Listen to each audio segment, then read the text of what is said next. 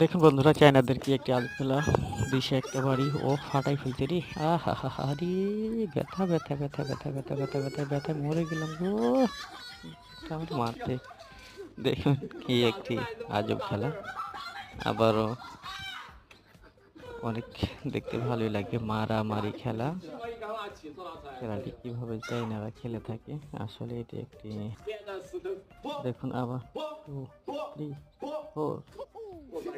এবার ছেলেটা হেরে গেছে, ছেলেটা আবারও, ছেলেটার এবার মারবে মেয়েটি।